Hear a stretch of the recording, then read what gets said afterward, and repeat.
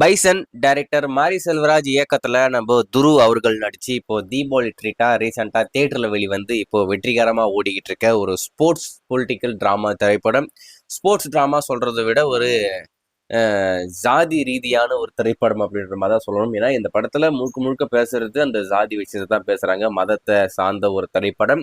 இதனால ஏகப்பட்ட கான்ட்ரவர்சி, எங்களுடைய மதத்தை நீங்க ரொம்ப தவறா இந்த படத்துல சித்தரிச்சிருக்கீங்க, நாங்களும் அந்த மாதிரி பண்ணவே இல்லை அப்படின்னு சொல்லிட்டு ஒரு பக்கம் கருப்பு கொடி பிடிச்சிக்கிட்டு ஒரு பிரச்சனை பண்ணிக்கிட்டு இருக்காங்க. அதெல்லாம் ஒரு பக்கம் இருக்கட்டும்.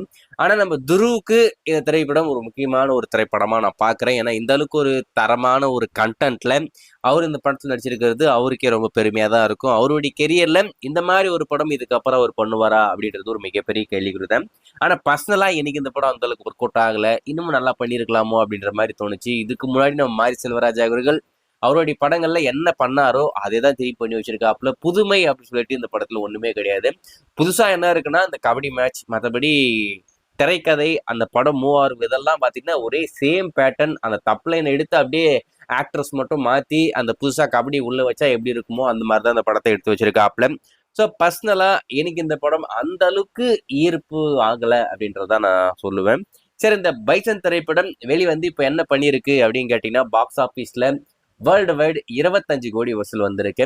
படத்துடைய பட்ஜெட்டுக்கும் வசூலுக்கும் சுத்தமா சம்மந்தமே இல்லை. எங்கடா அது, பட்ஜெட் எங்கேயோ இருக்கு, வசூல் எங்கேயோ இருக்கு அப்படின்ற மாதிரி இருக்கு. வர்த்தக ரீதியா இந்த படத்துக்கு பெரிய வரவேற்பு கிடைக்கல.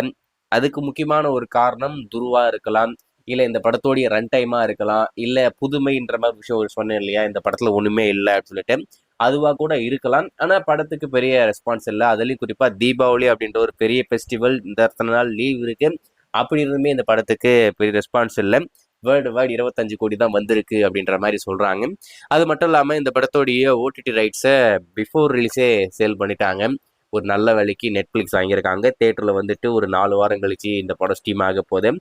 டெஃபினட்டா நெட்ஃபிளிக்ஸ்ல வெளி வரும்போது இந்த படத்துக்கு எதனா ஒரு அங்கீகாரம் கூடுதலா கிடைக்கிறதுக்கு நிறைய வாய்ப்பு இருக்கு. இதுக்கிடையில ஒரு பெரிய சம்பவமும் இந்த பைசன் திரைப்படத்துக்கு இருக்கு, அதுல எந்த ஒரு மாற்றம் இல்லை.